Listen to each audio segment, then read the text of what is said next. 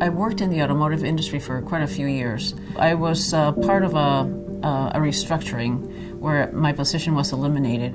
I felt alone. I felt lost. It was just hard. It was hard for a long time. It took me a long time to get over it.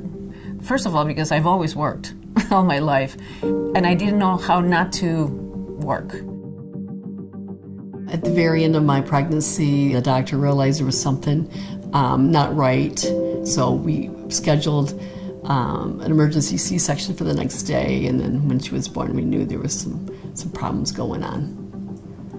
You have to accept that your child's not going to be normal, and then all the health issues that come along with having a child with Down syndrome. And some of them have none, and some have a lot, and she had quite a bit. A friend of mine introduced me to someone that worked with the land bank and talked to me about the process of owning my own house. Apparently, we had an electrical fire in the wall. All of my stuff was in it. When I got home, everything that I had worked for, everything that I had dreamed for was in ashes. I was stuck between losing everything, not being happy where I am, and having nowhere to go. My name is Blanca Fabel. I'm 62 and a half years old, and I'm the Director of Development at a nonprofit. It was 2009, and the economy wasn't very good. I was part of a restructuring where my position was eliminated. It was very hard because I loved my job and I loved the company that I worked for. I always thought that I could be myself without identifying myself with a job and an organization, but I was wrong. It was always very tied together, and it seems like when something like that happens to an individual, the people that you think are your friends and your colleagues, you don't see them again. They don't call you, so you really feel alone. I knew that I needed to reinvent myself. I had lost my mojo. And by losing that, all the energy and enthusiasm that I always have, it just kind of like, it went away. I was hurting. It was just hard, letting go. And just forgiving myself and saying, it's not your fault. My very good friend, Beth, she reminded me that JBS had these fabulous programs to help people in my situation and transitions get back on their feet and get back to work. Going through this recharge program, it really recharged me.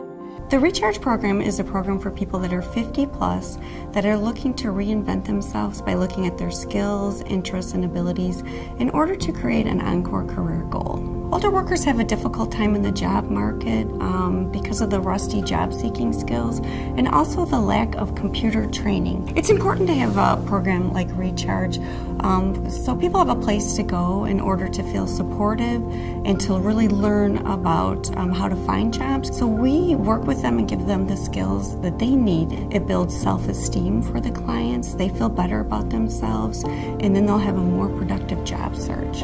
It's a series of sessions that help you hone in through the feedback of the class as to, what are those skills or what are those clusters of jobs that best would suit your skills, your strengths, and your passions. And this is what Recharge did for me.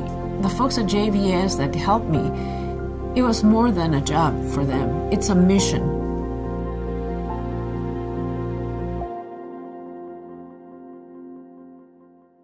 My name is Gabby Gibson. I work at KFC. I'm Gabby's mother, Lorna. Gabby's a lot of fun, always has a great day, never is in a bad mood, just a joy to be around.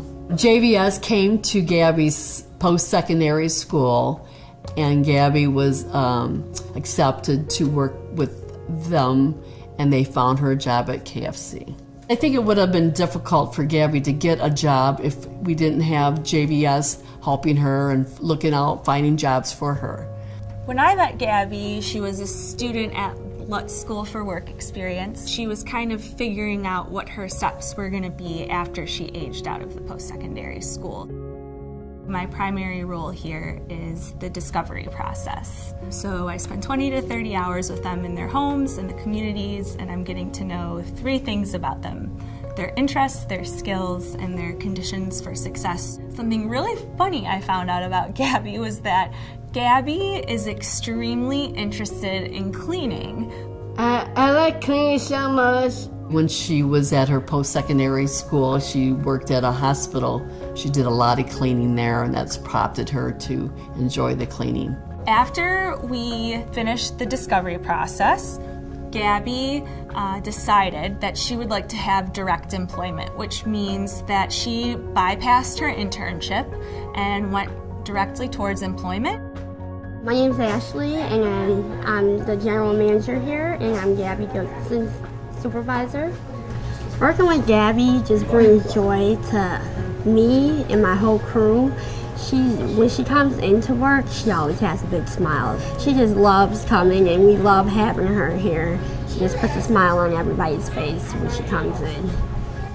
Oh. Yes. Hi, Gabby. How are you? Good. Gabby does a great job at KFC. She's even won Employee of the Month. They have mandatory meetings every once in a while, and she got awards for that. I think it would have been difficult for Gabby to get a job if we didn't have JVS helping her and looking out, finding jobs for her. JVS and Pathways is important to the community to help these kids get jobs out in the community. Without their help, I don't know where Gabby would be.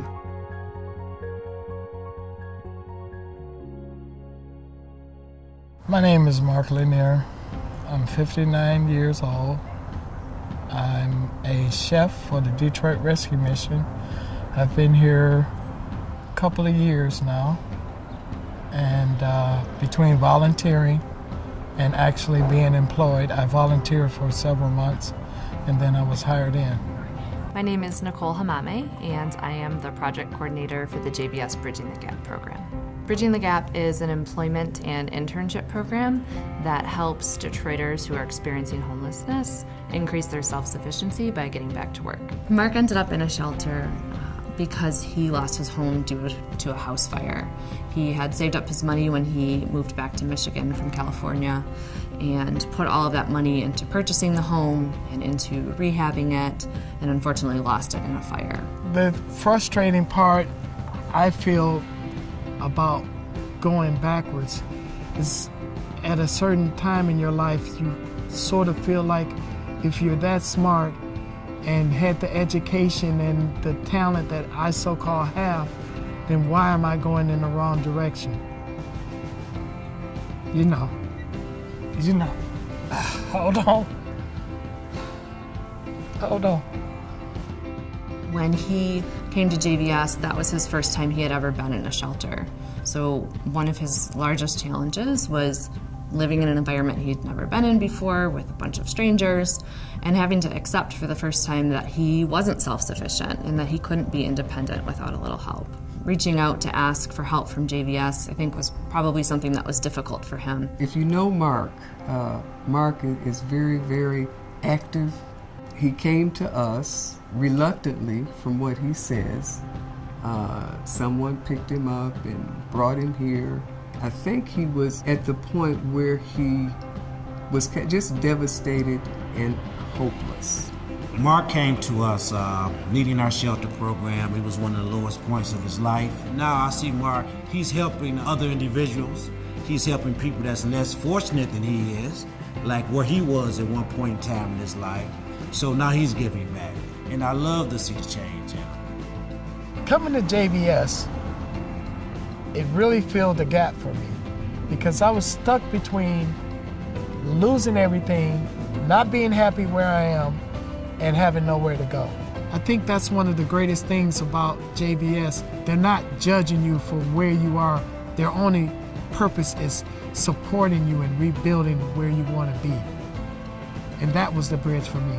It bonded me with folks that normally day to day would have not had any contact.